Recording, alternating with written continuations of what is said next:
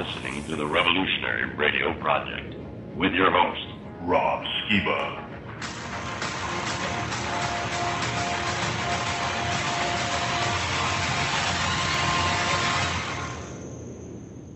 Hello and welcome to the Revolutionary Radio Project. I am your host, Rob Skiba, and tonight we're going to continue dealing with a topic that may just be the mother that gave birth to the motherlode of all conspiracies. That, of course, being the flat earth controversy that I've been covering for a number of months now, actually. I can't believe I've been doing a series since April, I guess. But my guest tonight is somebody that I was actually surprised that he jumped on the bandwagon too, and I happened to catch a couple of his radio broadcasts and saw that he was looking into it and was taking a pretty firm stance on it. My guest is Zen Garcia. He's the webmaster of the truth-seeking network called FallenAngels.tv, whose motto is, "The seeker of lost paradise may seem a fool to those who have never sought the other worlds." He also hosts a show on Revolution Radio, not to be confused with the Revolutionary Radio Project, also on Wednesday nights from 8 to 10 p.m. Eastern on Studio B. He's the author of 7 books: Look Somewhere Different, When the Evening Dies, A Different Way of Being, Lucifer, Father of Cain, Awaken to the New World Order, Sons of God, Who We Are, Why We Are Here, Skyfall, Angels of Destiny, and the Aramaic and Palestinian Targums. And you can find his books at zengarcia.com as well as lulu.com and, of course, amazon.com. His radio shows are on, he's got one on Blog Talk, blogtalkradio.com/Fallen Angels TV, and also on freedomslips.com. And it is my pleasure to welcome to the Revolutionary Radio Project, not for the first time. He's been on my show before when I was on Blog Talk Radio, but for the first time here on Truth Frequency Radio Network. Zen, are you there, sir? I am, brother. It's a great honor to join you, and I applaud you in all of your efforts because you have been on the forefront of this topic, and you have done fantastic shows. Really single-handedly just dismantling the whole globe theory and all of the, the lies and the deception that are being perpetuated by NASA. And with your background in showing, step by step, how they have perpetuated this lie, it really is. You should be applauded for all your efforts. Well, thanks, brother. I appreciate that. I've been on record as saying, look, I got a website called Testing the Globe because that's all I'm doing. I'm a questioning globalist at this point, and I've been looking for that one solid piece of evidence that's indisputable before I will commit to saying, okay, yeah, I'm a flat earther. I mean, people who have looked at my website, they've watched my videos, they're all convinced I'm a flat earther. I'm like, look, guys, I'm still testing this. I haven't found that one solid piece. I've found a whole lot of what I consider to be extremely compelling evidences to look at, but I thought I had it, man. With that video of the moon going across the Earth, I thought for sure that was the one. But I did some tests here in my office this week and had to actually put a video out called Rob Skiba Debunks Rob Skiba. I had to debunk myself on it. But, it's a frustrating topic, to say the least, but it's also very exciting, and I'm excited to talk to you about it because I listened to, I think probably 4 episodes that you did on the subject, and I was really intrigued that you were on it. So before we go there, let's give a little bit more of your background, though, for the sake of my listeners here that probably haven't heard you on my other show. Just give us a little bit more of your background other than what I read in your bio, if you would. Well, I've been seeking truth ever since I was young, and when I was 24 years old, I acquired a disability that really gave me the time to study and look at scriptures in a way that I never had prior. And up until that point, I had been involved in reading much of what is the New Age and Sumerian mythology and all the Zecharia Sitchin books, and I was involved in shamanism at the time and doing sweat lodges and things of that nature. But I was brought full circle back to the scriptures, read them again with new eyes, started reading all of the extra biblical, extra canonical texts, everything that I could get my hands on. And you know, the internet was new at that time, and all you had to do was type in a word to search out and get so much as far as results and gain access to all of these different books I had never heard about. And so I started reading all this material, and in the process of doing that, I kept having these different themes present themselves to me, and they were things that were not being discussed or talked about, things that I did not learn when I went to Sunday school, and that the mainstream church was not talking about. And so I decided to collect all this information and started sharing it on radio programs. I was invited to be a guest a number of times, and then after I began doing my own broadcasts in 2008, a lot of my listeners started asking me for the material that I had, so that they could look at it for their own research purposes. And I decided then to compile them into books, and I've been publishing books on Christian themes ever since 2010. And I basically woke up to the New World Order and the whole conspiracy side of reality after the events of 9/11. I think it was 2004 that I really started digging deep into all of what you can find on the internet, and realized that the official story had been a lie, and that what we were being told was not based on truth, that much of what was being pushed as the official story was propaganda. And so what made my show and my work unique was that I was able to tie together the conspiratorial side of what's going on with the New World Order with the biblical and prophetic side of the gospel, as well as tying together the ancient mysteries and the Sumerian mythologies, and the study of ancient texts from around the world, because I study it all, and seeing the underlying theme of truth behind all of these things. I put it together kind of as a puzzle, and then wrote about it and presented this information in the different books that I've written up until this point. And now my latest book, the one that I just sent you the manuscript on, The Flat Earth as Key to Decrypt the Book of Enoch, that's the latest installment of going down the rabbit hole and trying to find truth. Yeah, it sounds like we took a very similar path, and it's. I think that's what happens to people as soon as their eyes open to 9/11. That's sort of like the gateway, because Right. as soon as you go through that and you have this paradigm shattered, that wow, I haven't been told the truth, that there are people out there who are lying to us on a regular basis, and that evil really does exist. And as the saying goes, I've seen the enemy, and it's us. That's pretty frightening.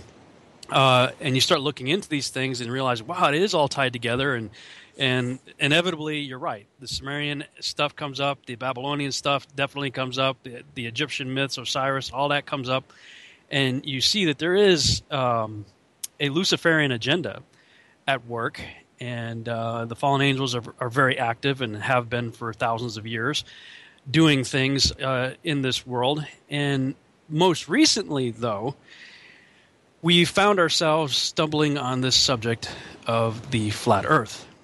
Now, what was it? Now, people who have listened to me know that I listened to a radio show that was done by Basil and Gons called Canary Cry. They interviewed Mark Sargent, and that was sort of my introduction to the whole thing. What was yours? My listeners kept emailing me flat Earth videos, and for the longest time, I would just have, I didn't want anything to do with it. Yeah. I didn't even want to look into it, didn't want to give any time to it because with my disability, I try to use the time that I'm sitting in my wheelchair to be as productive as I can. Sure. And so I don't like to waste time. I try to accomplish tasks that I can't do when I'm not sitting. And so I work on my books while I'm sitting up, or I do research, or I go outside and I read biblical texts, anything to be productive in that regard. And so for the longest time, I avoided it. And then my listeners and some of my closest confidants, some of my friends who are also broadcasters, they told me that there's something to it and that I had always pushed that we should be open-minded on topics and not have, any kind of judgmental bias without doing any kind of research into it. And so I had to either prove myself a hypocrite or open myself to the possibility of the flat earth. And so I went into the debate with open eyes and decided to give it a few days. And after 3 or 4, it wasn't long at all, I realized that there was something more to it. Yeah. And that, excuse me, I found myself looking at more than just the videos that they had sent me. And I started clicking on all the recommended links on YouTube and found myself really going down the rabbit hole deeply. Yeah, I remember listening to the show where you sort of just kind of came out. I was like, you know what, this is what the evidence is showing, and I've got to take a look at it. And like you, I've built my entire ministry on saying that the Bible is the source of truth, and that we can take it literally. And I had people on my Facebook page hounding me for, it had to be at least 2 months.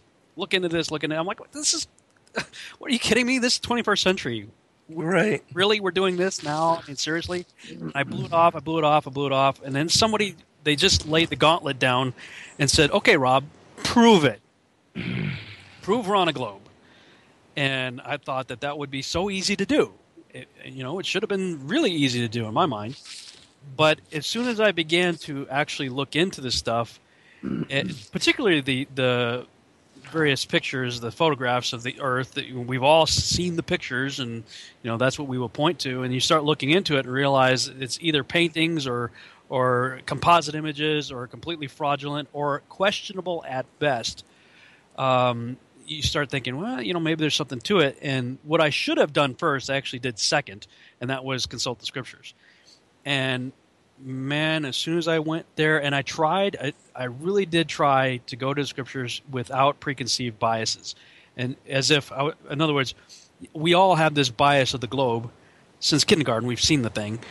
And so you read the scriptures with this preconceived notion, and you sort of manipulate and twist the scriptures into a pretzel to fit your preconceived notions. And I did my best to try not to do that. I thought, you know what? Okay, I'm gonna be honest with the text. I'm gonna be honest with myself. I'm just gonna read it, come to it fresh, as if I've never heard of the globe. I know nothing about the globe. What does the text say? And brother, when I did that, I was stuck at that point because I'm like, from Genesis to Revelation, it's a flat Earth book.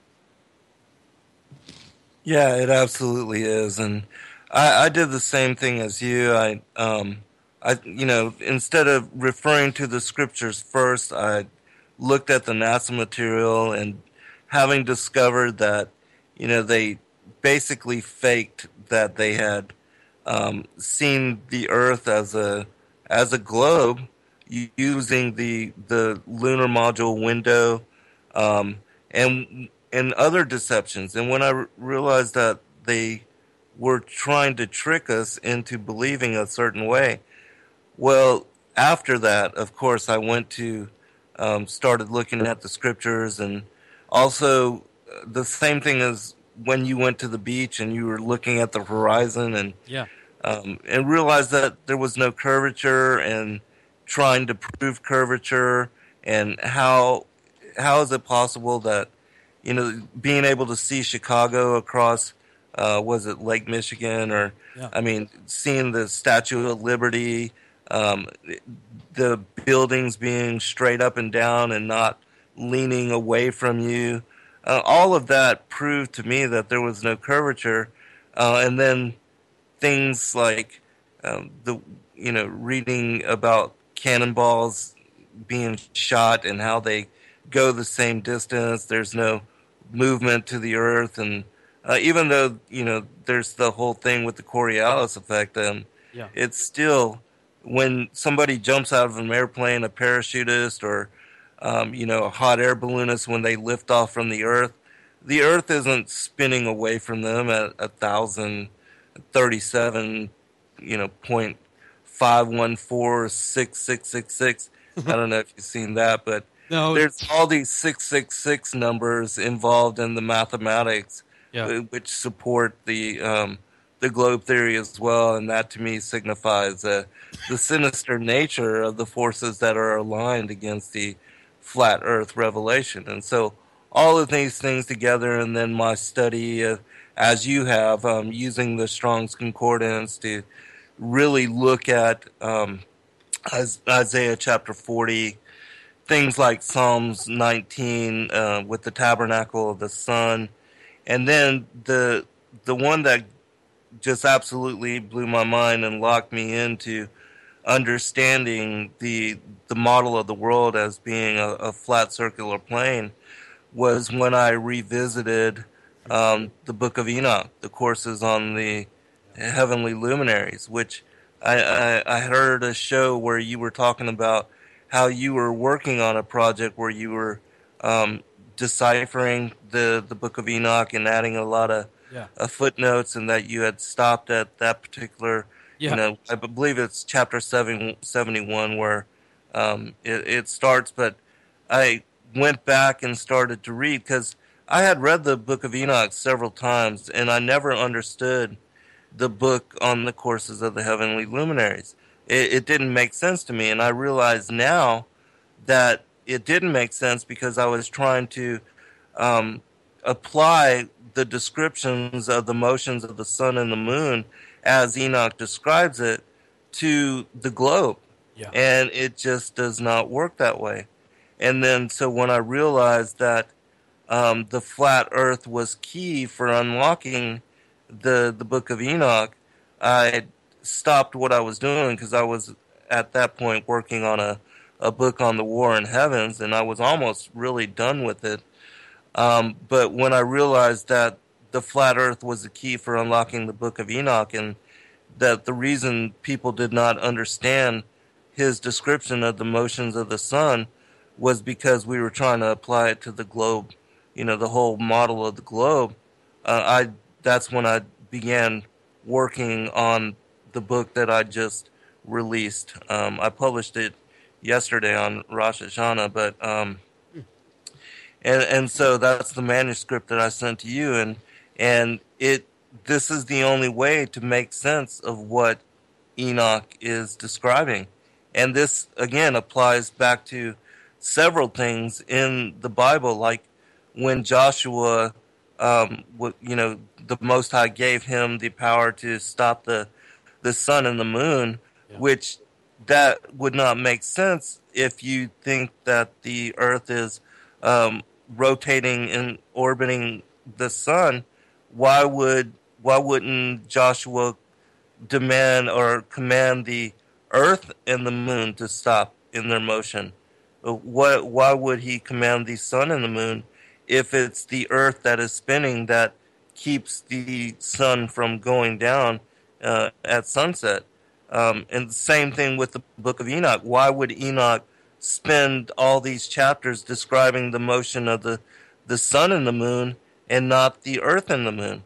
Because there's 0 chapters describing the motion of the earth. And, when you understand that it's the sun and the moon which rotate and revolve above the circle of the earth, then all of that completely makes sense. And then it makes complete sense why Joshua was given the power by the Most High to stop the sun and the moon, because it would be the stopping the sun in its mid-revolution that keeps it from leaving, reaching the vanishing point and, disappearing for the day. And so all of those things made sense when I applied the flat earth to the study of the book on the courses of the heavenly luminaries. They say in real estate that the key to real estate, is location, location, location, right?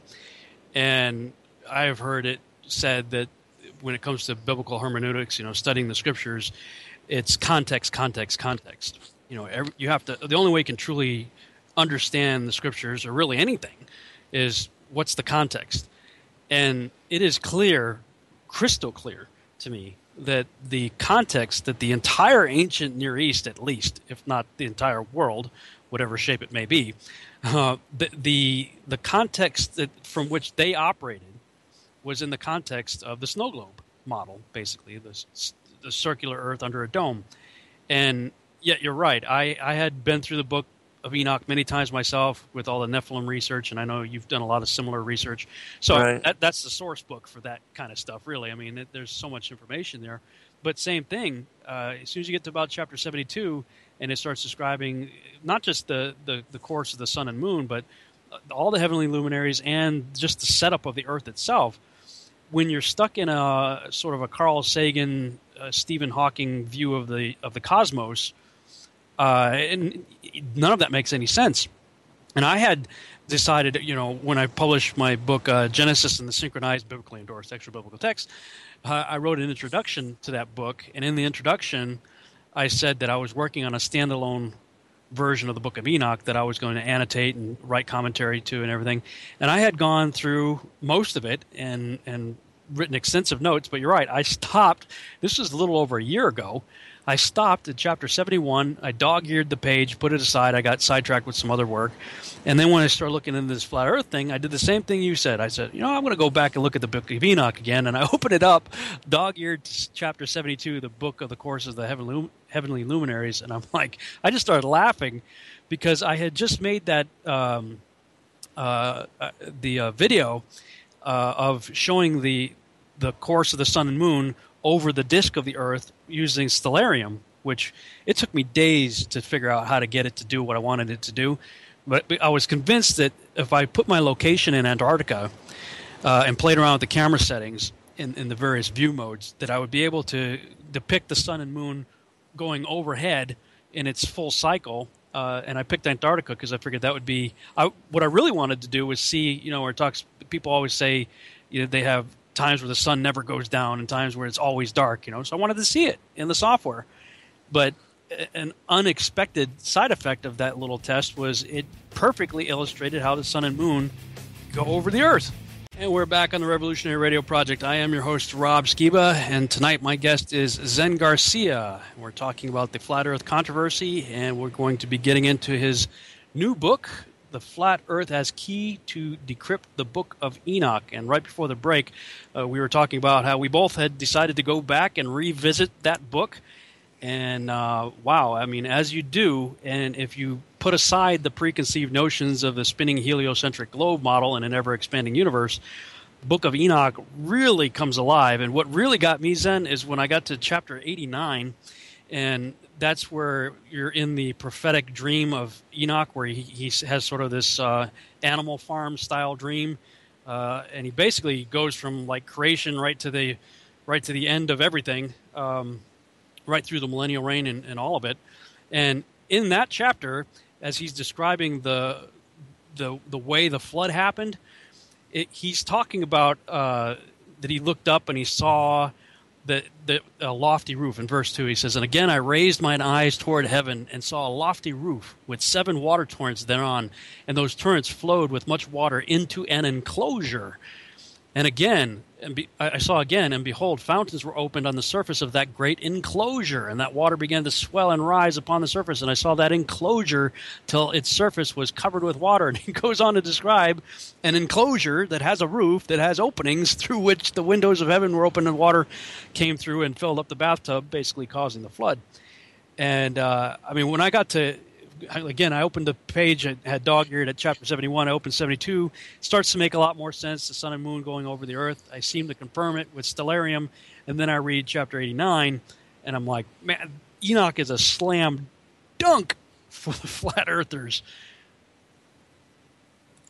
Oh yeah, I fully agree, and also in studying, Isaiah chapter 40, because I know you've done this as well with the Strong's Concordance, looking at the difference between the description of the earth as a circle and trying to find a word which would apply to the earth as a planet or a globe or anything like that. And the closest that you can come is the word ball, which Isaiah uses 18 chapters prior.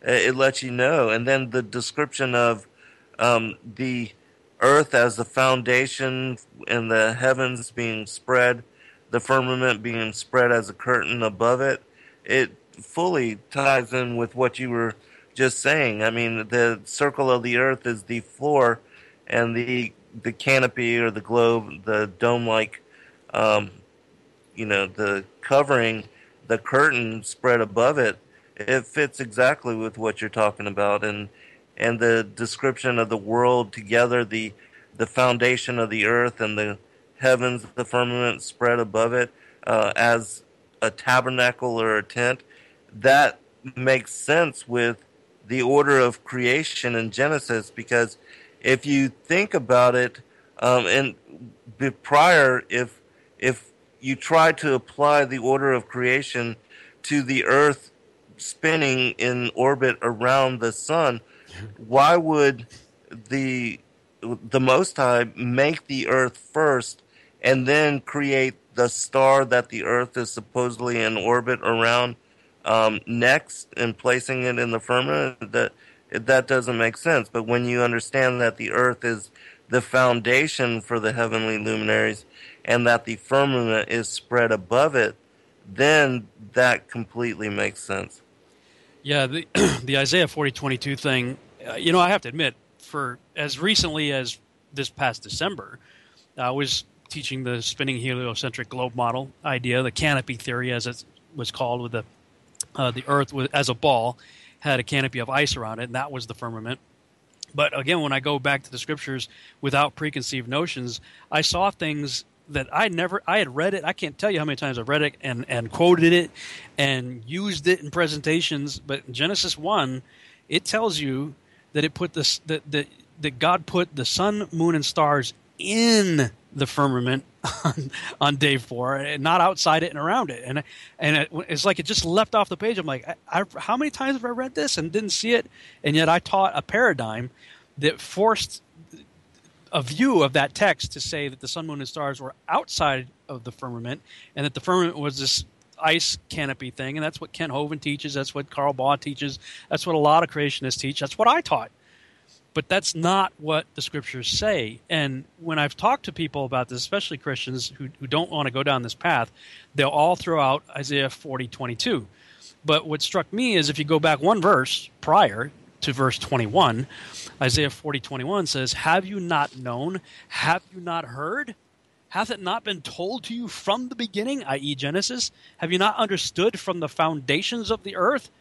It is he that sitteth upon the circle of the earth, and the inhabitants thereof are as grasshoppers, that stretch out the heavens as a curtain and spread them out as a tent to dwell in."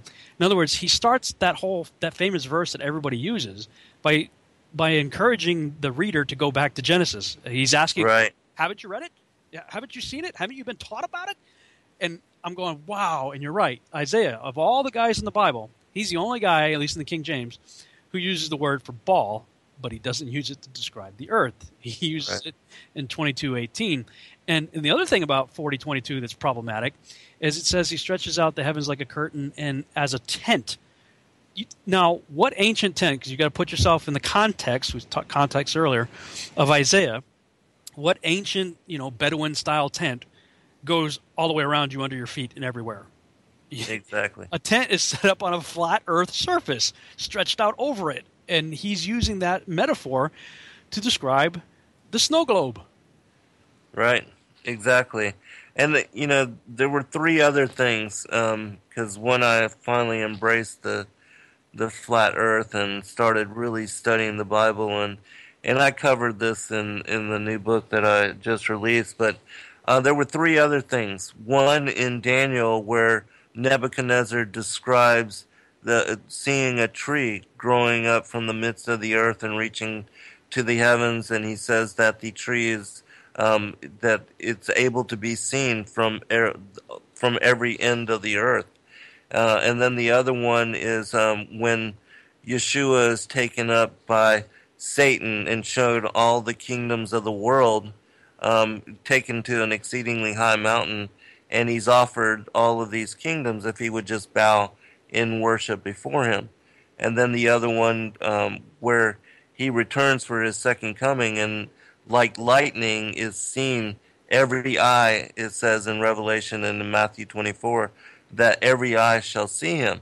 Well, all of that I really didn't even think about it, but when you try to apply that to the earth as a globe, it doesn't make sense, because a tree or even a mountain, how would you see all of the kingdoms of the world? Because at some portion of the earth would be on the other side if we were living on a globe. And even with his returning, even in the clouds with all of the saints, some portion of the earth, the people on some portion of the earth, just would not see him. But if you apply those three things to the flat earth and to those events and their occurrence with that kind of a premise, then they absolutely fit and make sense, and also align with what Isaiah refers to in chapter 40, and also with what Enoch describes and talks about in the courses on the heavenly luminaries. Yeah, like I said earlier, from Genesis to Revelation, man, the whole thing is flat Earth. Because, like Absolutely. I said, when you start off in Genesis, like Isaiah said, haven't you heard? Haven't you seen?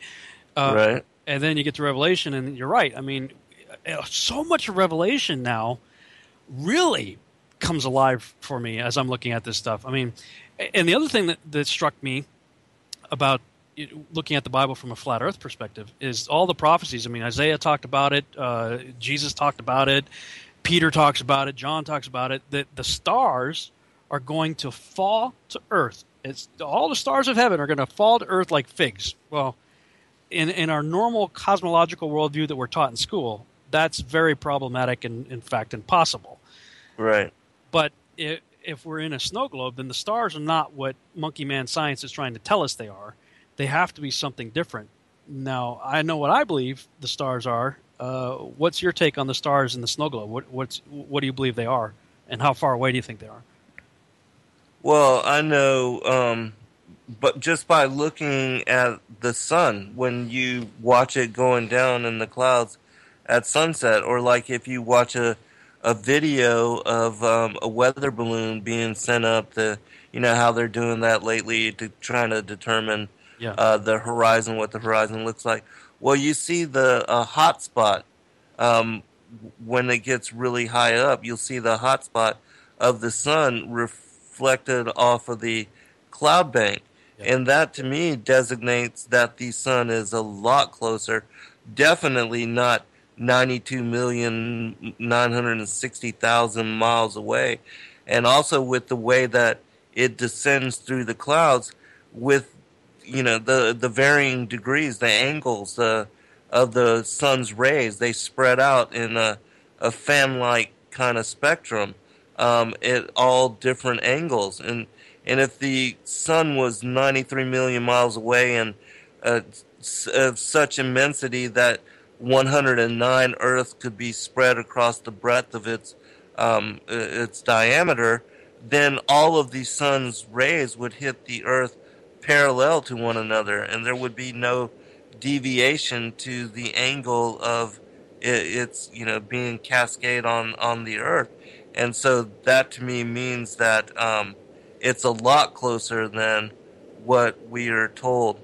And I also cover in my book how Enoch describes the sun moving through the 6 gates of heaven, which are spread from the Tropic of Capricorn to the Tropic of Cancer, and that it takes 6 months for it to travel in slow daily revolution up and down between the Tropic of Cancer and the Tropic of Capricorn. This to me also designates that the sun has to be much smaller than the breadth of that distance. And if you look up the degree as far as latitude, it equals like 69 miles for every 1 degree. And when you multiply that by the 23 degrees north latitude and 23 degrees south latitude, you get a distance of 3,174 miles. And so the sun has to be smaller than that 3,174 mile distance. And another thing, as far as since we're talking about sunsets, as far as curvature, when you're out on a beach and you're watching sunset and you see the sun going down,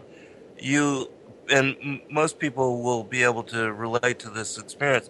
You see a line refracted off of the ocean, or if it's a big lake, you'll see a line between the sun and the observer going all the way out to until the sun reaches the vanishing point, and when it disappears, then that line disappears.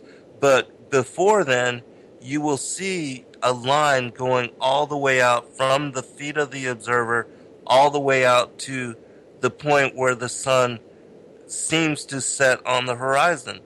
That to me signifies that between the observer and the sun, the earth is completely flat, that there's no curvature, because if there were, you would never be able to see the sun reaching all the way to you, and in that, reflecting in that as a line between you and the sun. If there were curvature, that line would be broken somewhere between you and the sun. Yeah, this is there's a number of websites popping up, or not so much websites, but blogs and whatnot popping up on websites where various Christian authors, apologetics types are out there trying to debunk all this stuff that we're talking about. And inevitably, they always seem to point to Eratosthenes and his grand experiment of seeing the shadow, Syene and Alexandria, a longer shadow of the obelisks and whatnot. And his conclusion, because the shadow was like straight down where he was, and he knew, I forget how far away, 80 or 200 miles or something, whatever it was, the obelisk shadow was longer. His conclusion was the Earth has to be a ball. And so he comes up with a mathematical equation that if you keep drawing the line of the two obelisks till they meet on a ball, then you can come up with a mathematical equation that will explain how big the ball is. So he comes up with 25,000 miles in circumference based on pure speculation. There's no way he could have proved it. All he proved is if you got 2 sticks on a ball, you can come up with the math to figure out how big the ball is. I mean, I applaud him for that. Good job. You got some good math going on there. Way cool. But you didn't prove that the Earth is anything. Right. And when I'm screaming at these guys who they think they're so smart. Oh, we got you now, flat earther. We got Eratosthenes. You guys are idiots. This was figured out 200 BC. But what they're not considering is that the flat earthers, this isn't catching them by surprise. As you pointed out, the sun has to be way smaller and a whole lot closer than what we're told in Monkey Man science, and that it is the sun and the moon that are moving, not the earth. So over 60 verses in the Bible describe the sun, moon, and stars moving, 0 for the earth moving. And if you've got a small sun over the area where Eratosthenes was, then sure, that the sun's above the obelisk. It's going to have a shadow straight down. And it will also cast a long shadow for that other one that's further away. on a flat plane. So Eratosthenes Right. didn't prove anything. And I'm like, what do you guys? Why all these websites and blogs and everything popping up? They like, oh, he's the guy. He figured it out. I'm like, he didn't prove anything except you can create cool math to figure out if you put sticks on a ball, but that doesn't prove that the Earth is a ball. And so once you realize, okay, the sun and moon are a lot closer and a lot smaller, then what are the galaxies and the nebula and the stars? Right, which I didn't get it. I forgot to answer your question. Um, they signify to me that they're definitely not stars, and how NASA speaks of the cosmology as that all these stars are millions and billions of miles away, and that they all have their own planetary systems, and all of that to me is that they're just lights in the heaven.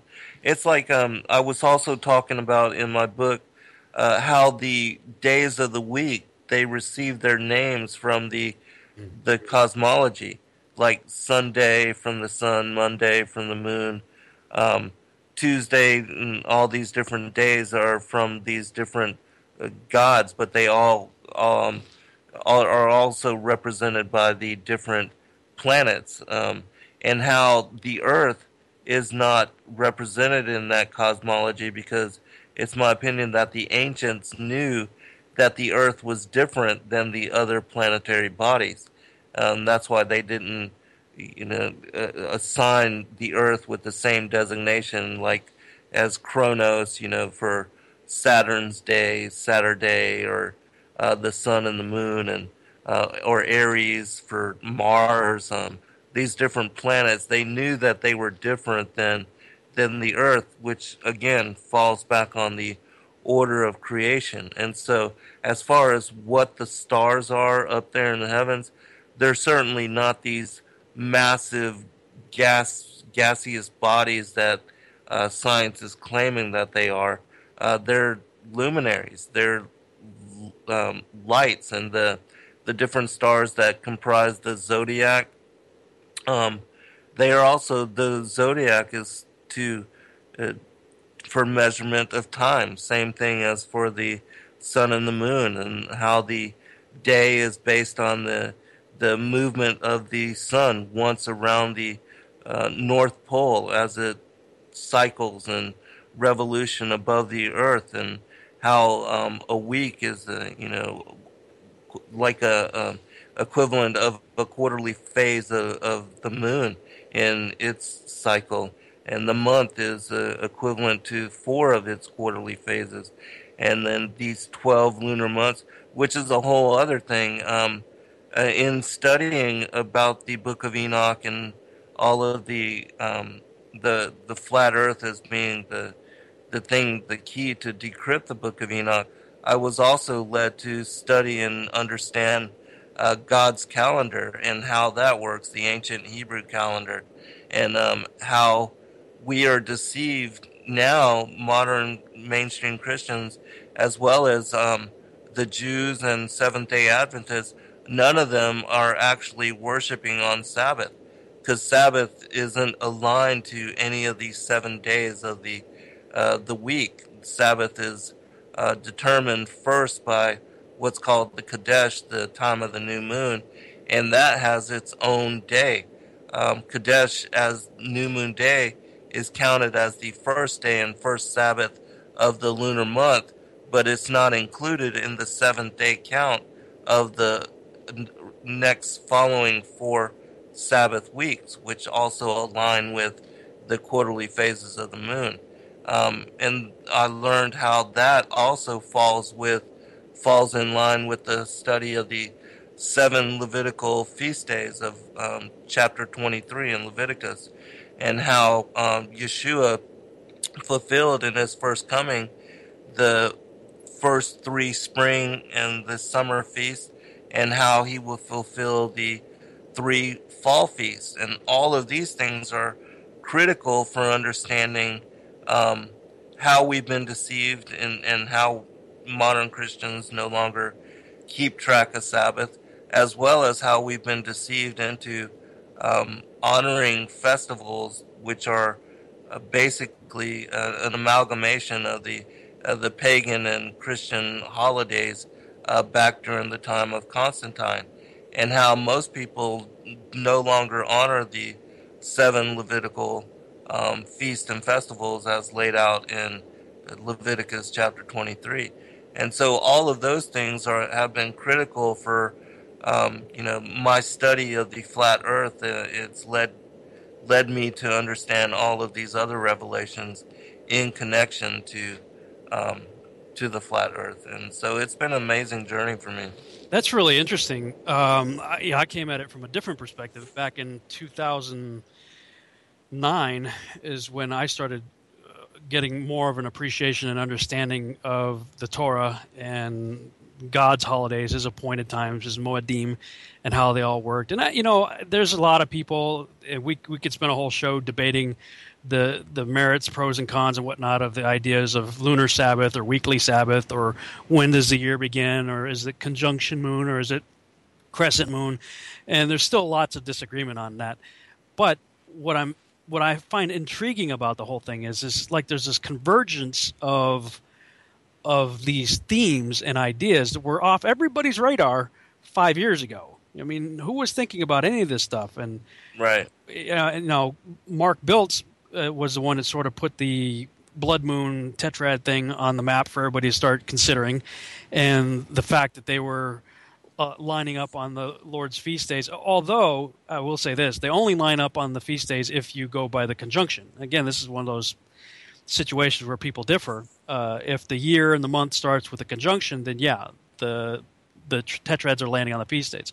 If, however, you believe that the years and months begin with the first sliver of the new moon, then they don't line up. But I just find it interesting that all of these subjects seem to be converging. Like, you came at it, I'm looking at the flat Earth, and all of a sudden, wow, look at the Moedim, the appointed times of God. This is interesting. Look at the Sabbath and all this. I came at it here. Wow, look at the Sabbath. Look at the feast. This is cool. I'm going to get rid of Christmas and Easter. Oh, wow, look at flat Earth. I'm just questioning, going, okay, Lord, what are you doing? Like, why? I mean, I understand getting out of Babylon and getting rid of the what I now call the beast feasts, Christmas and Easter and all that stuff, and getting on God's page. Right. With his Moedim, I get that, but I'm like, okay, Lord, why is it that for the most part, for 500 years, most people have believed in the spinning heliocentric globe, but now here we are in the 21st century of all time, of all things, having this discussion. And what intrigued me was that flat Earth seems to be intimately connected with this whole idea of climate change. Or climate chaos, according to the French foreign minister. And if you question anything to do with climate change, you must be a flat earther, i.e. you must be a stupid, ignorant moron.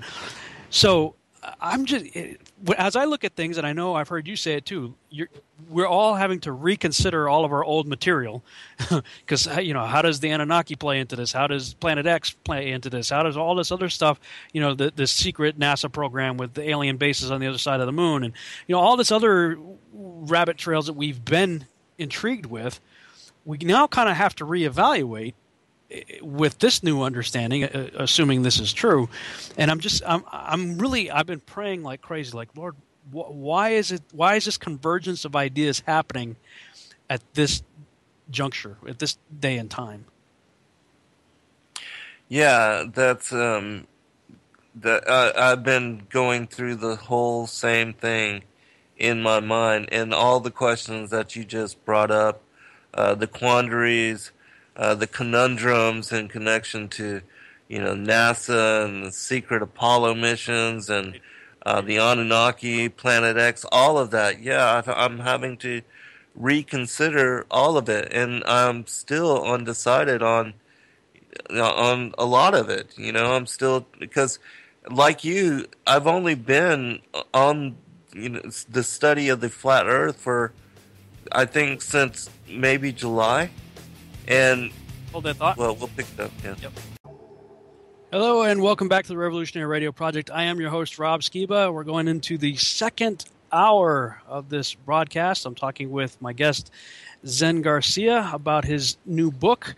and we're discussing the topic of the flat Earth. And right before the break, we were saying how both of us have traveled down similar paths of research, looking into things like the secret space program and alleged moon bases on the other side, and Apollo 18, and some of the other missions that we weren't told about, supposedly finding aliens out there. And how does all this new revelation fit in with things like the Great Pyramid and Planet X, Nibiru, the Anunnaki, all that stuff? I really don't. I don't know. I just did a whole teaching back in December on the Great Pyramid, and in that teaching, I was showing how various measurements of the Great Pyramid seem to clearly illustrate a globe. However, I certainly never have, and I don't know that anybody else ever has, applied the same measurements to the idea of the circle of the Earth. And I would venture to guess we would probably be amazed if we did, because the Great Pyramid was built at a time when the ancient Near East, the entire world at that time, believed in the snow globe. So, maybe it's time to revisit all of this stuff with sort of new eyes, at least for the sake of taking an honest look at the information. Condemnation before investigation is the height of ignorance. So where's the harm in looking into it? That's sort of my position on it right now. But I'm actually quite intrigued to go back to a lot of my old research and see, okay, I did all this with the preconceived idea of a spinning heliocentric globe. What would happen if I looked at it from a stationary, and by the way, I am, while I'm still questioning the globe, I am not questioning heliocentricity and geocentricity anymore. I'm going to say I'm about at least 99% sure that this place is not moving. Geocentricity, I am sold on geocentricity. But if geocentricity is true, then just about everything else starts to fall apart, because everything that we're taught in the standard model is based on heliocentricity. So if that crumbles, then I think we got to go back to the drawing board on everything. What do you think? I absolutely agree, and I think it's that we should reassess and relook at a lot of the stuff that we were assimilated into believing when we were children, and so much of what we take for granted, and giving NASA the benefit of the doubt when they are purposely deceiving us, and they've been busted so many times doing so. I mean, just in the number of programs that you've done in covering how they have lied to us, basically photoshopping the Earth, putting it into pictures of these supposed Apollo missions to the moon, and how so many, there's even a picture of the lunar module landing for the first time on the moon. I mean, how is that possible if that's the first time? The camera crew up first. Say that again? They sent the camera crew up first. Right, exactly. I mean, it's mind-blowing how grand the deception is, and so I think it's wise for us to reassess and look again at a lot of the things that we just have accepted without giving it any consideration. And it's the same thing with the Book of Enoch, because looking at it with new eyes and applying the flat Earth model to it, it helped me to understand the whole text on the courses of the heavenly luminaries, whereas before I was unable to make any sense of it at all. But I'll give you an example. A passage in Enoch 71:8, and this is like one of the key passages that didn't make sense to me prior, but in looking at it as if Enoch is looking face down on what is the azimuthal equidistant projection map, the sun sets in heaven, and returning by the north to proceed towards the east is conducted so as to enter by that gate and illuminate the face of heaven. So here Enoch is describing the sun taking a circular trajectory and rotating in revolution above the earth. But when you try to apply that passage to the globe, it's like, huh? Yeah. You know, it does not make any kind of sense.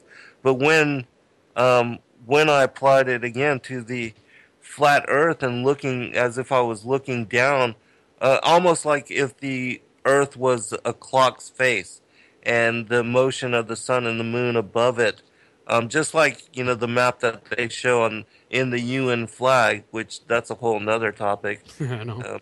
Because it's my opinion that they're flaunting that they know what the real the real Earth looks like, but it almost like a Masonic handshake, Yeah. like a secret gang sign to their affiliated members. But anyways, when you apply it this particular scripture to that model of the Earth, then it clicks.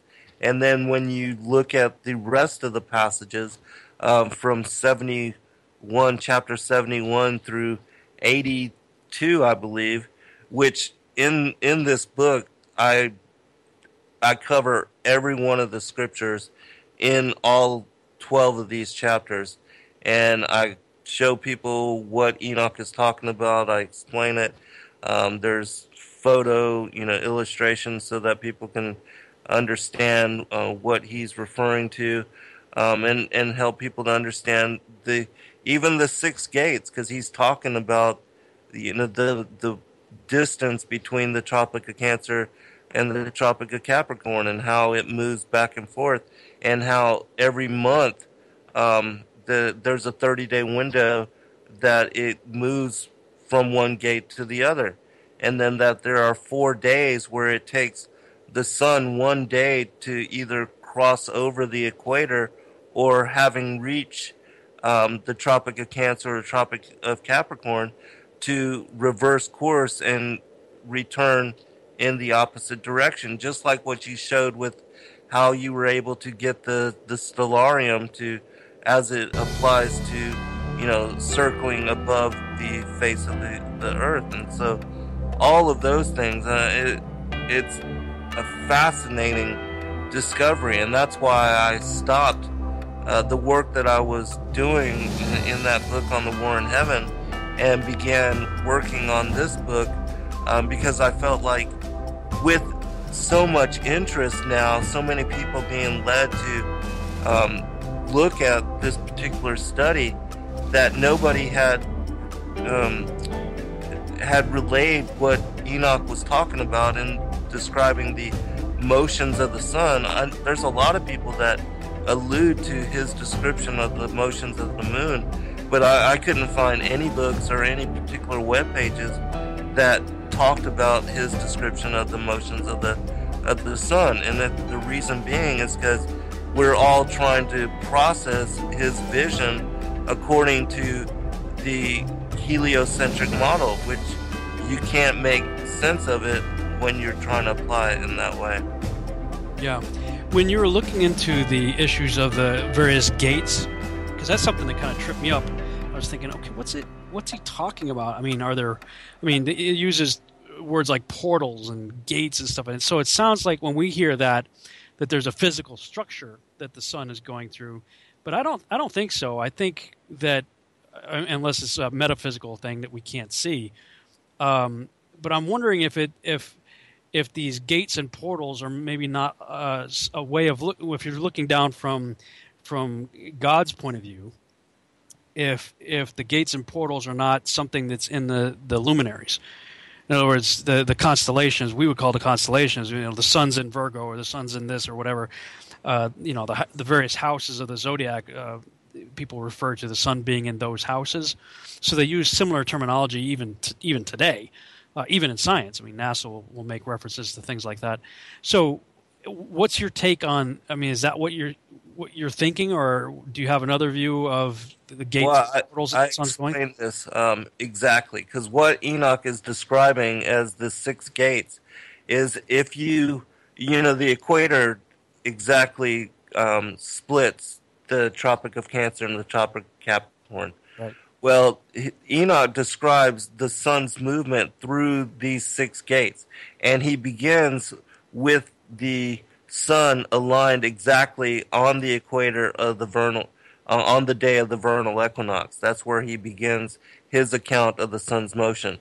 And then he talks about it taking 30 days to go through the fourth gate. Well, if you look at the distance between the Tropic of Capricorn and the Tropic of Cancer, the first three gates are from the Tropic of Capricorn. The first gate, second gate, and third gate reaches the equator. And then the fourth, fifth, and sixth gate are above the equator.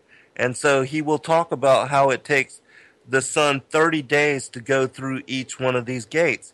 And just as you saw when you applied the movement of the sun according to the Stellarium, the sun moves 30 days through the fourth gate, 30 days through the fifth gate, and then 31 days it will reach the Tropic of Cancer for the summer solstice.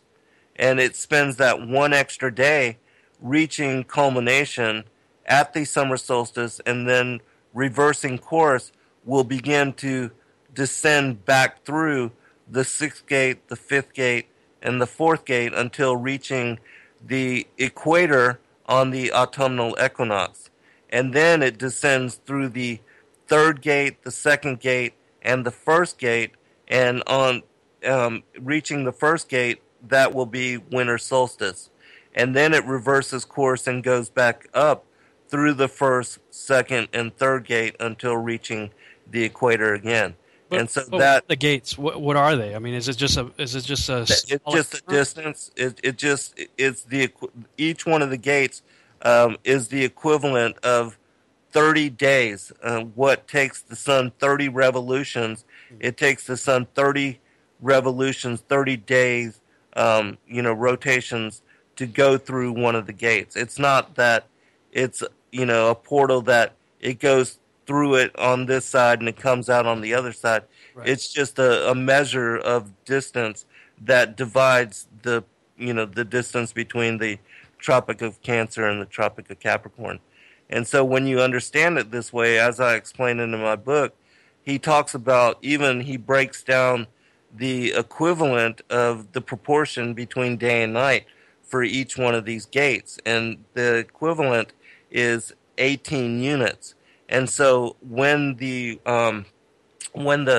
sun is directly on the equator, it divides day and night by 9 units, which equals to like 11.9999 hours. Basically, all you have to do is divide 24 hours by 18, and you'll see that it equates to 1.33333 hours. And so it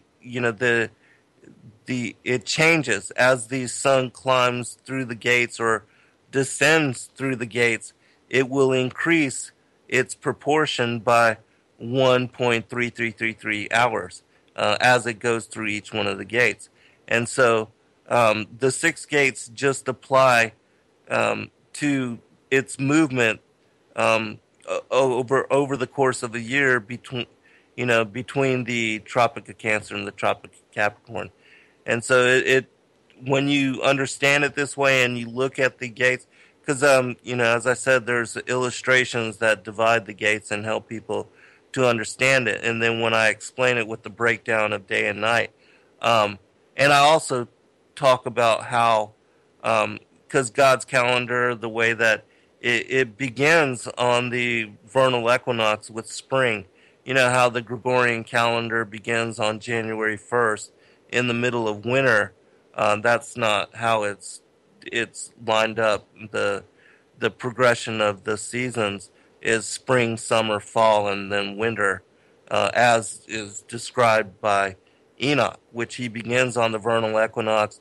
And on the vernal equinox, that's the first day of spring, and then it goes through the 3 months until reaching summer solstice, and summer solstice is the first day of summer, and then as it falls back towards the autumnal equinox, that's the first day of fall, and then as it arrives to the winter solstice, that's the first day of winter, and that's the progression of the year according to God's calendar. And you cover that from, looks like, section 2 in your book, pretty much chapters 15 Yeah. through 24. Right. The section 2 is all on how I decipher the book on the courses of the heavenly luminaries. The first part is about setting the foundation for what I'm going to be talking about, and that I cover the Isaiah chapter 40, the entire chapter, for the most part, because I think it's important to look at the full context of the entire chapter instead of just the one passage as far as verse 22. And when you do that, you understand that the earth was established first, exactly as you were describing with the previous verse, where it refers back to Genesis, how the earth was established as a firm, fixed, and stationary foundation for the curtain of the heavens, the firmament that was spread above it. And there's several, passages in the Bible which also allude to the earth being firm, like Chronicles chapter 16, where it says, "Fear before him all the earth, the world also shall be stable, that it be not moved." Psalm 93:1, "The Lord reigneth, he is clothed with majesty. The Lord is clothed with strength, wherewith he hath girded himself. The world also is established, that it cannot be moved." I mean, there's so many passages where it talks about the earth being stationary, fixed, and unmoving, which is exactly why Joshua, referred when he was giving commandment to the sun and the moon to stand still, why he didn't tell the earth and the moon to stand still, because the earth is unmoving and it's the sun and the moon which rotate above it.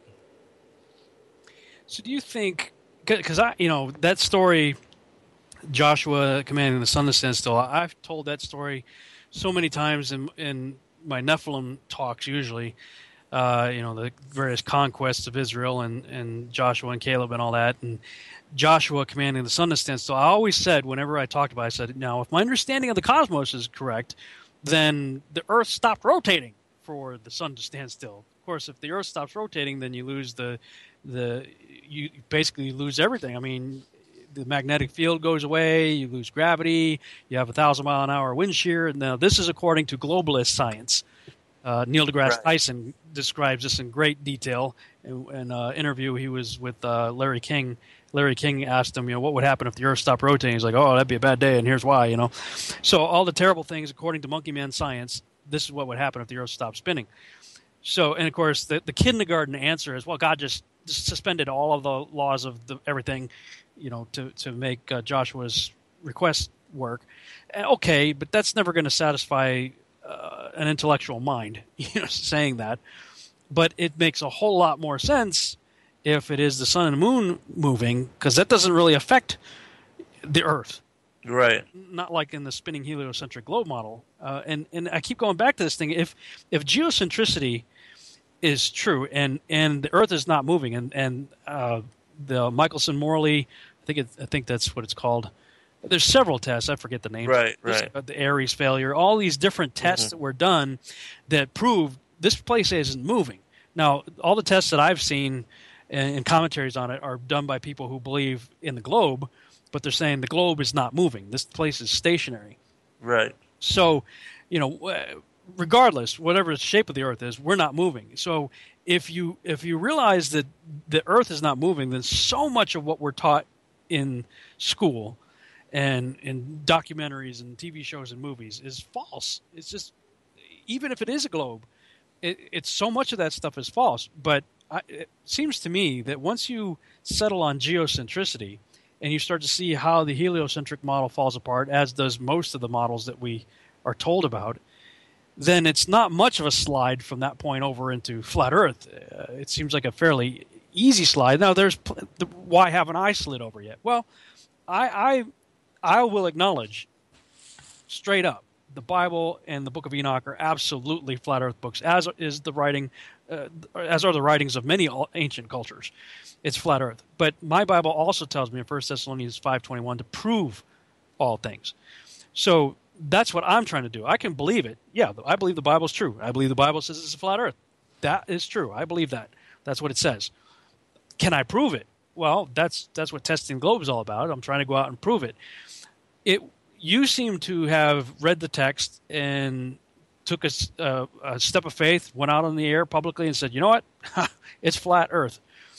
What was it that absolutely convinced you? Was it just the text, or was there a practical experiment or something that you could observe for yourself to confirm the text? Well, the fact that you cannot, you can't measure any curvature, and in looking at lighthouses, even with the way that railroads, bridges, canals, the engineers that draw up the blueprints, they don't take into any kind of consideration at all the curvature of the Earth. That's true.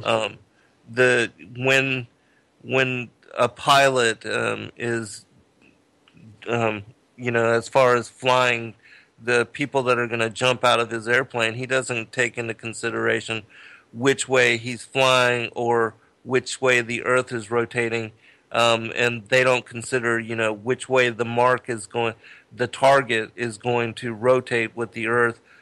They jump above it and then they guide themselves down towards it.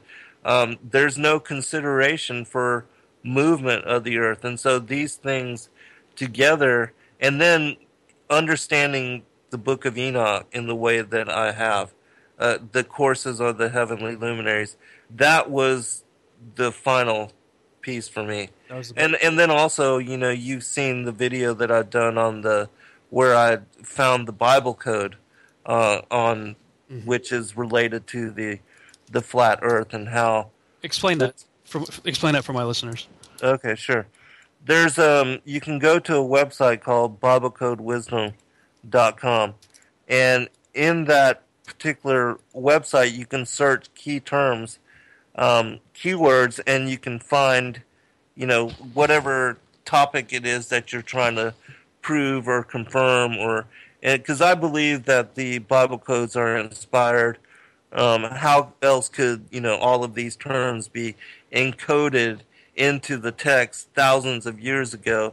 And it's only now with the use of computers that we can even locate these matrices. And so I use BibleCodeWisdom.com to kind of confirm the fringe topics that I am researching. And so, of course, the first two terms that I plugged into the search bar was flat Earth. And when I found that those two terms, I then started to plug in other keywords as it applied to the circle of the Earth in the vision of Isaiah in chapter 40.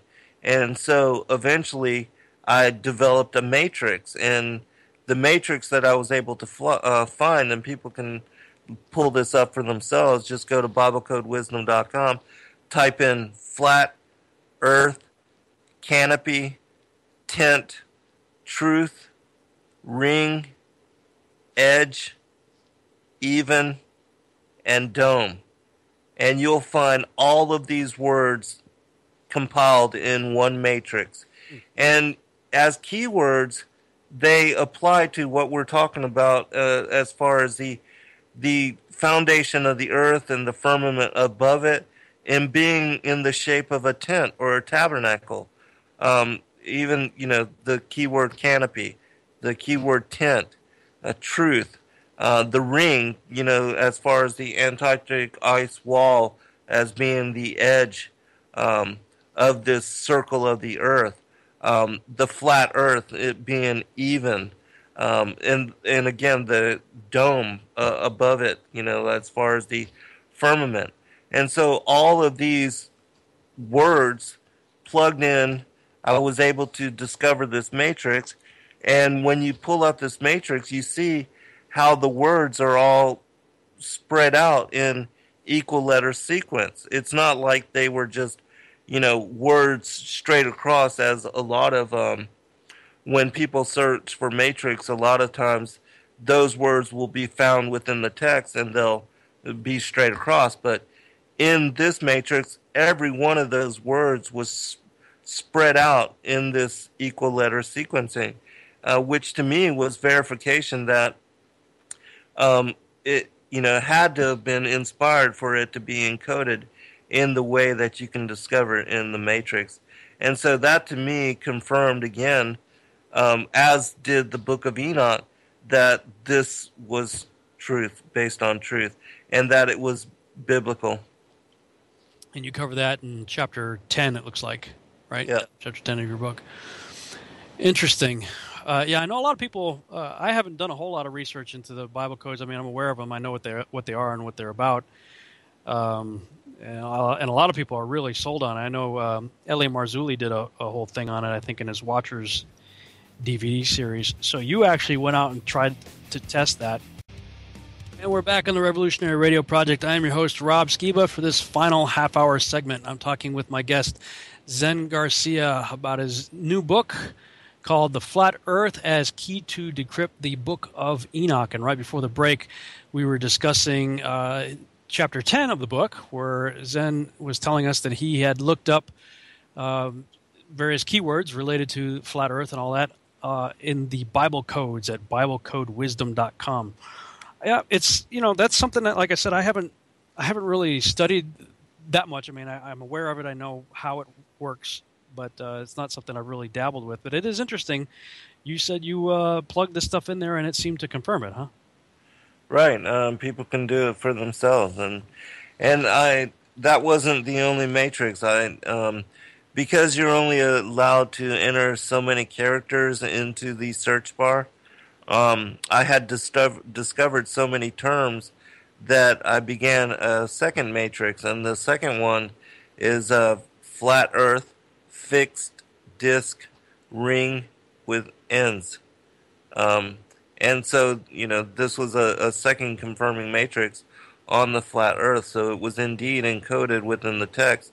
And as I said, people can go there, type the keywords that I gave related to these matrices, and pull them up for yourself and look at them. And it also, when you do that, it tells you what portion of the text the matrix is found overlaid. And so it's an interesting way to, in my opinion, to confirm whether some kind of fringe topic like what we're talking about as far as the flat Earth, whether it is indeed found encoded within the text in this manner. Well, I mean, just a plain reading of the text, it's not even encoded. It's like, here it is, Earth's flat, set on pillars, right, under a dome.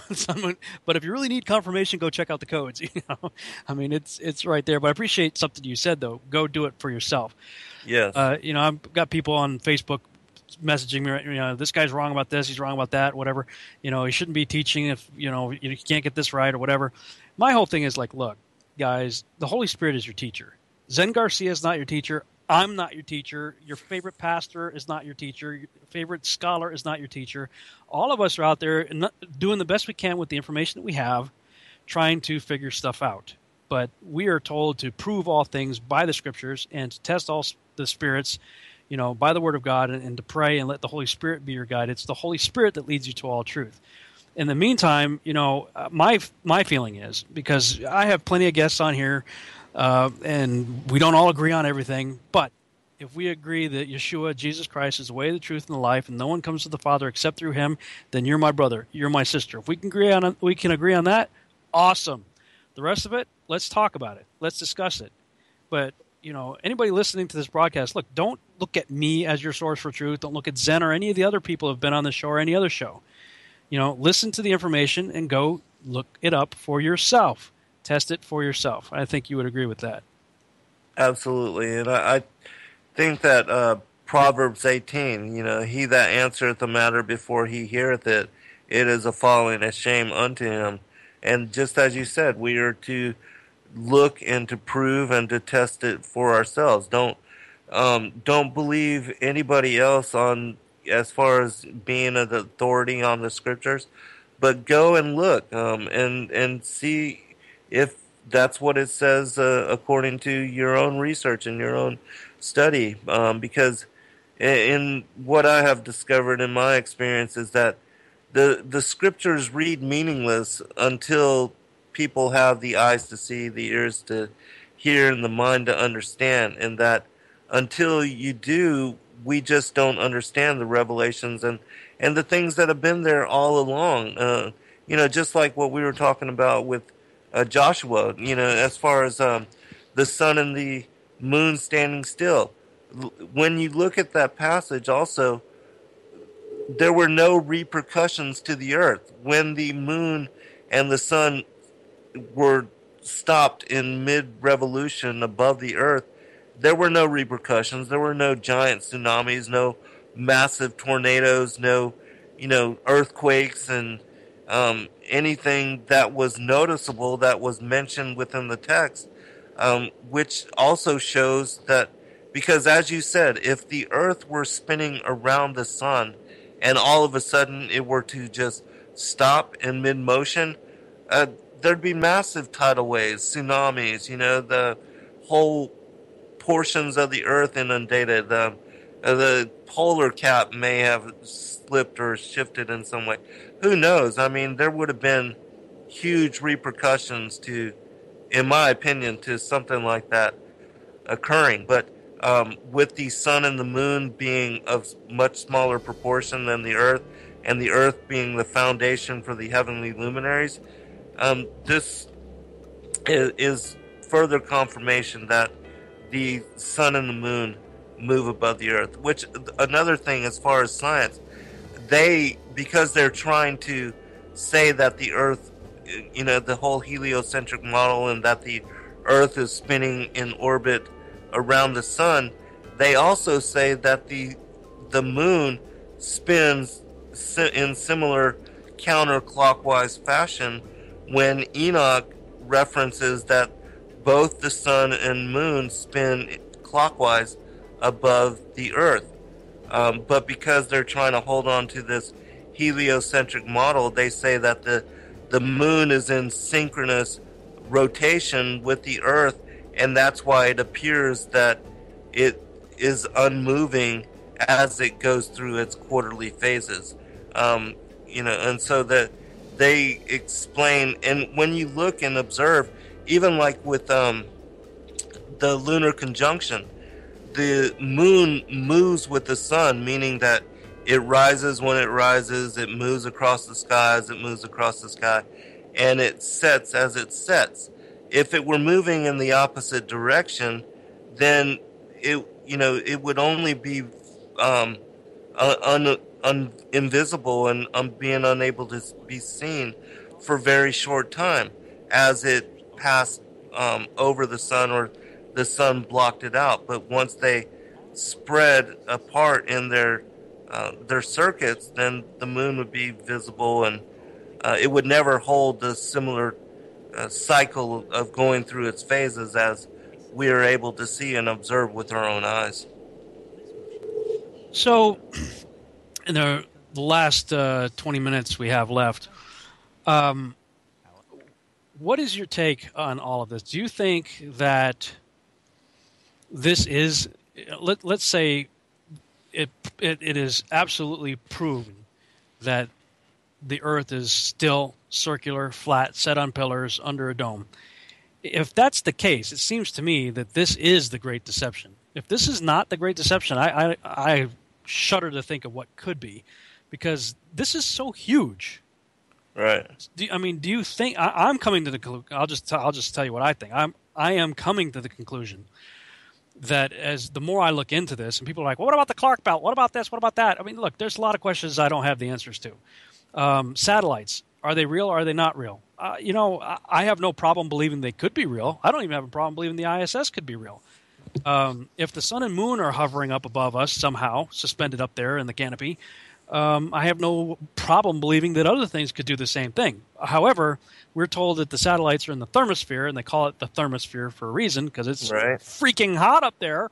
And we were told on 9/11, we started the show talking about 9/11, that 3 buildings basically melted or weakened, the steel weakened at temperatures of jet fuel, and in an hour collapse into a pile of ash in their own footprint. So if 3 skyscraper buildings can basically melt with what, 1,800 degrees of jet fuel.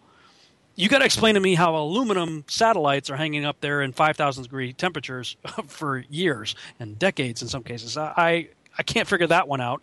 But yeah, there are a lot of questions I don't have the answers to. I have a lot of the yeah buts too. But the more I look into this, and everybody wants to write off the Chicago skyline and a lot of these other things as it's a mirage, it's an optical illusion. I'm sorry, I'm not that stupid. I don't buy it.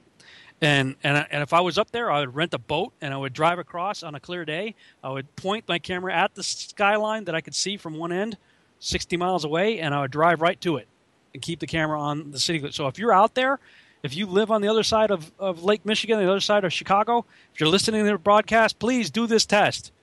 Go out there and do it. Because if it's a mirage, then when you're driving out towards it, it'll magically disappear, and then you'll see the city roll up over the ball into view.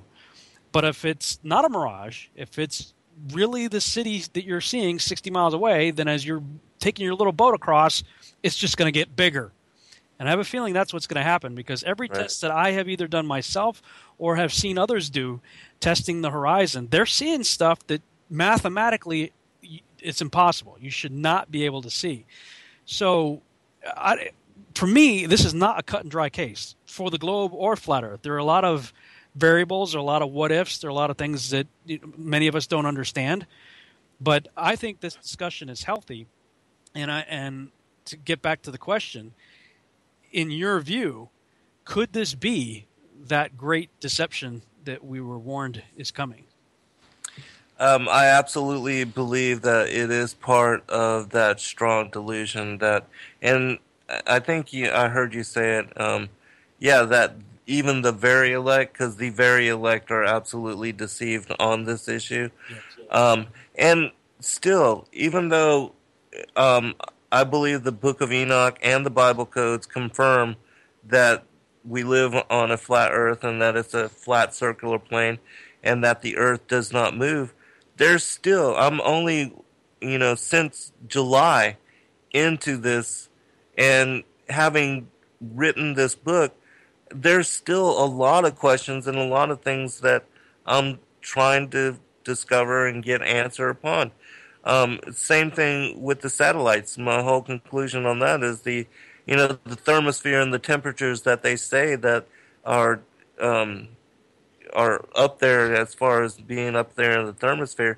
Satellites could not survive being suspended in those kind of temperatures. And so that makes me wonder as to whether satellites are even real or not. Because according to those temperatures, the way that they are made, they would not be able to survive, not for long at all. Being a very pliable material and made of gold, because gold is used to refract the sun's rays and the radiation and protect instruments and solar panels. You know how sensitive those are. But as far as the International Space Station, have you ever looked at the way that it's built? Because if you look at the diagram for the way that it's built, you would think that each portion of it would be compartmentalized so that if there was ever a breach, you could shut off, like, for instance, a submarine. They have airlocks. If one compartment floods, they're able to close these locks and secure the rest of the boat from being flooded by that breached compartment. But the International Space Station is built in such a way that there are no barriers in the interior, so that if a breach happens, everybody is going to end up dead. Everybody will die. And so that to me is makes me suspicious as to whether it is in the vacuum of space, because you would think that the safety of the astronauts would be first and foremost, and that they would build into the infrastructure protections from even simple things like this, and the fact that they don't exist and those safety measures are not implemented and built into the infrastructure makes me suspicious as to where. And then the whole thing as far as air bubbles, where Yeah. they're filming some of these spacewalks, and then you see air bubbles, or they've actually have they've shown scuba divers, with scuba tanks on in portions of some of these spacewalks, and then there was another a video that I have posted on my Fallen Angels TV website where they were showing a spacewalk from the International Space Station and the Earth scrolling by underneath it. And then all of a sudden it goes to a green screen. And you've seen that too? Yeah, yeah. Well, that's the problem, man. I mean, this day and age that we live in, it is so difficult to trust anything you see because with Photoshop and chroma key technologies and After Effects and 3D software, I mean, you can fake everything. I could, if with enough time, I could create just about anything and make you believe it's real. Yeah, I've seen your work, and it's pretty impressive. And in my opinion, you do a better job than NASA. And so, why the whole thing is though? Why do they have to fake it? I mean, what's the point? If all of what they say is true, why the deception? Why are they having to deceive us in the way that they are? Well, that's a good question, and I want to see how you answer this. Because one of the things that people say all the time, one of their knee-jerk reactions is, "Well, what's the motive? Why would they lie to us about all this?" So, what's your take on it? Why would NASA, the governments of the world, and whatnot? Why would they be, if the Earth really is flat? Why lie and give us pictures of a globe? Well, I think the reason that they are perpetuating this as being the mother of all conspiracies is because science, they're able to. Because they have these PhD degrees and so many people respect their professional opinions, that they are able to separate people from belief in intelligent design. And if you can make the Earth just another one of those random circumstances, just another one of those planets that happens to be in the Goldilocks zone, and that's the whole reason why life evolved into being, then you can get people to believe that it's all just random and that there's no grand creator behind the intelligent design of it. And look at how many people have bought into that we have evolved of apes, or that there's some missing link out there. And another part of the strong delusion, in my opinion, is the whole premise that they're establishing with the Ancient Alien series now, that the missing link is that we were genetically created from the ancient aliens mating with some one of our ape ancestors, and that's why we've not been able to discover this missing link. And look at how many people, I mean, this is what they're teaching in high schools and elementary and in colleges, and look at how many people have bought into this. How many scientists are atheists and have no belief in God at all and no belief in a creator, and they are fully ready to bow down to these ancient aliens as our creators and our benefactors, and that they're the ones that are going to come and save us and restore the earth to harmony. And so that, in my opinion, is also part of the strong delusion, and it also, if you can, because we know they worship Lucifer as the sun god and as the light bearer, and these Freemasonic secret societies that they worship Lucifer and they worship the sun god, and the heliocentric model. It has the sun as the foremost, as the predominant entity of the supposed solar system. And the Earth is demoted to just being one of its 9 subjective planets. And so all of that is similar to their demoting of God and their exalting of Lucifer as the Antichrist, and that the heliocentric model is basically the New World Order. It's Satan saying, I will exalt myself above the sides of the north. I will be like the Most High. And the United Nations flag, just like with in time of war, when an enemy is vanquished, they will raise the flag to signify their defeat and their control, their conquest over them. And the United Nations being the seat of the New World Order, that's exactly what they did when they raised the flag depicting the flat earth. They're basically laughing at the world. Oh, we're teaching them heliocentricity, but we know the truth. And they're signifying to all of those that are affiliated with their secret societies, to these Freemasonic groups worldwide, we have succeeded in bringing forth Pike's vision. The whole 3 world wars to bring on a one world order, the establishment of a one world government, and this is setting the premise for the one world religion, one world government, one world people, all of that they are trying to do in order to bring forth the Antichrist to reign over it all.